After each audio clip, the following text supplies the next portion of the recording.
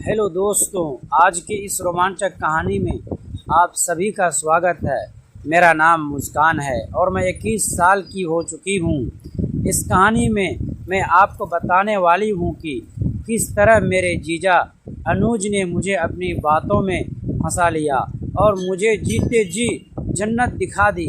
मैं दिखने में भोली भाली सी लगती हूँ और बेहद खूबसूरत भी हूँ, इसीलिए अनुज ने बड़े आराम से मुझे अपनी बोतल में उतार लिया था।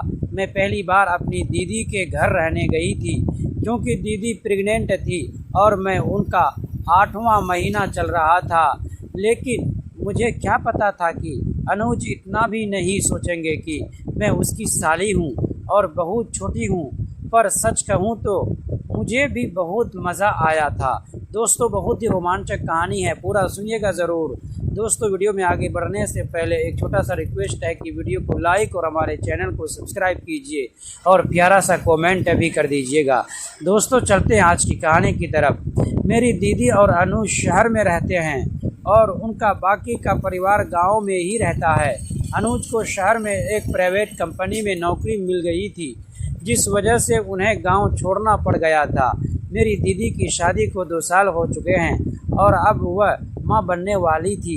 दीदी का अभी 8वां महीना चल रहा है, इसीलिए डॉक्टर ने उन्हें काम करने से मना किया है। दीदी के बेड रेस्ट की वजह से अनुज काफ़ी परेशान रहते थे क्योंकि घर का ज़्यादातर काम उन्हें ही करना पड़ता था और साथ ही साथ नौकरी का काम भी संभालना होता था। फिर एक दिन दीदी ने घर पर फ़ोन किया और अपनी समस्या के बारे में मम्मी को बताया। मम्मी ने बोला, अरे बस इतनी सी बात के लिए क्यों परेशान हो रही हो?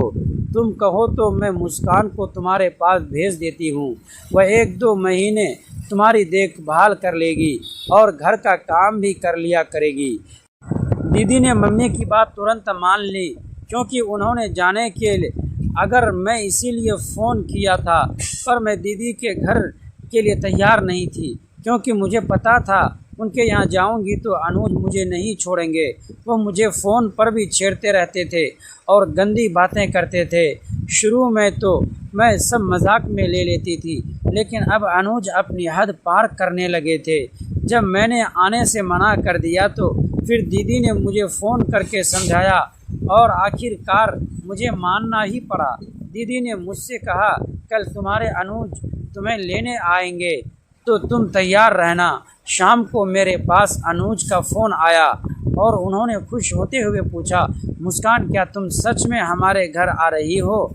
तो मैंने कहा, हाँ अनुज, सुबह दीदी ने मम्मी के पास फ़ोन किया था और वो चाहती है कि मैं वहाँ जाऊँ ताकि आप लोगों को थोड़ा आराम हो जाए। अनुज बोले, अरे यह तो बहुत खुशी की बात है, तुम तैयार रहना, मैं कल ही तुम्हें लेने आ रहा हूँ। कुछ सोच कर मैंने अनुज से कहा, आप कल मत आना, आप परसों आ जाना। मेरी बात सुनकर अनुज थोड़ा परेशान हो गए और बोले, अरे ऐसी क्यों बोल रही हो मुस्कान, मैं तो आज ही तुम्हें लेने आ रहा था, लेकिन तुम्हारी दीदी ने मुझे रोक लिया। अब मैं कुछ नहीं सुनूंगा, बस कल तुम तैयार रहना। अनुज अपनी ज़िद पर अड़ गए थे, इसीलिए मैं थोड़ा नरम हो गई। मैंने अनुज को समझाते हुए कहा, अनुज प्लीज़ मान जाइए ना, कल मेरे कॉलेज में बहुत बड़ा फंक्शन होने वाला है और मैं उसे मिस नहीं कर सकती। सिर्फ कल ही की बात तो है, हम परसों चले जाएंगे। अनुज मेरी बात मान गए और बोले, अच्छा ठीक है, मैंने तुम्हारी बात मान ली, लेकिन परसों तैयार रहना।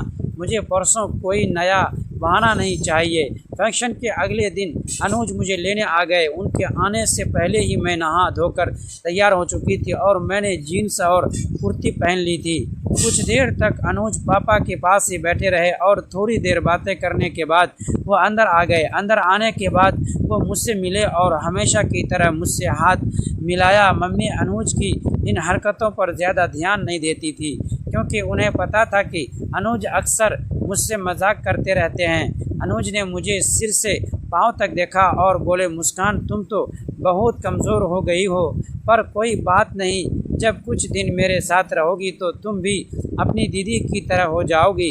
अनुज की ऐसी बातें सुनकर मैं हमेशा की तरह हंसने लग गई। क्योंकि मुझे पता था कि अनुज किस बारे में बात कर रहे हैं। फिर मैंने भी उन्हें डराने के लिए मम्मी को आवाज़ लगा दी। मैंने कहा, देखो मम्मी, अनुज मुझे किस तरह छेड़ रहे हैं। ये चाहते हैं कि मैं भी दीदी की तरह हो जाऊं।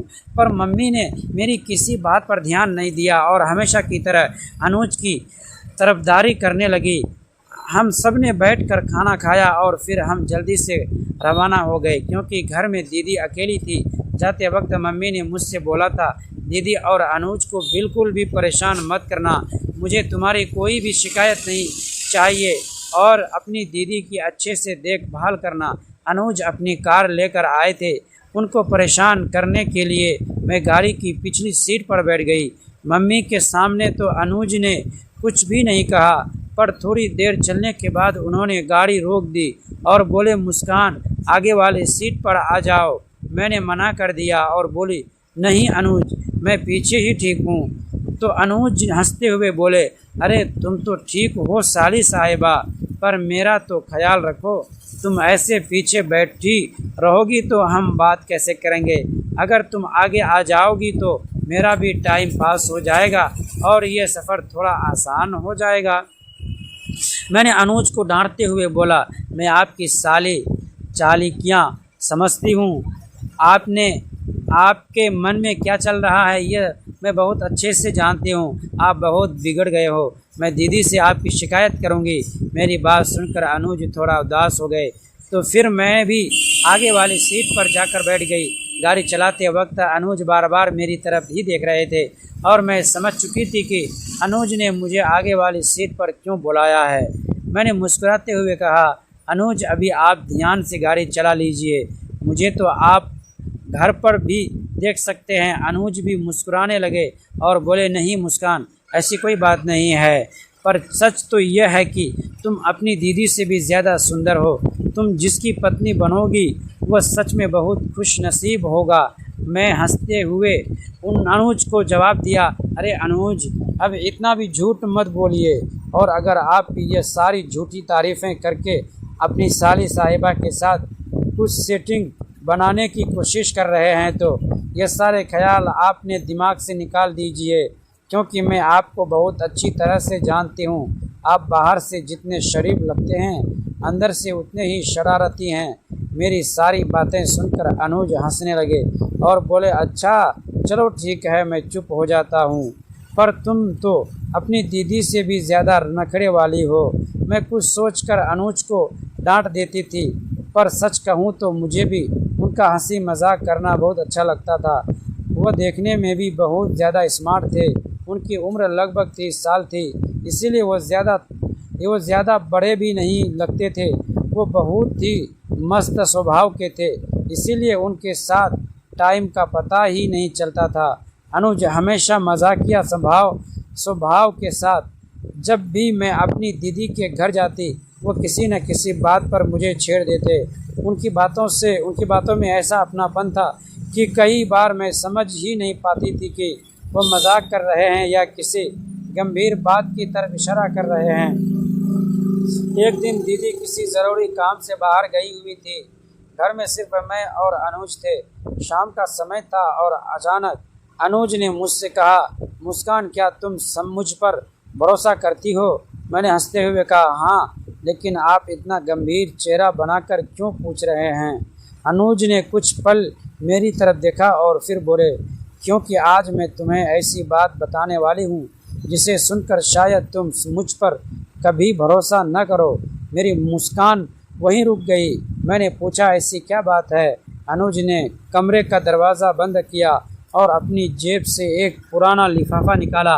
लिफाफे पर मेरा नाम लिखा था। मैं हैरान रह गई।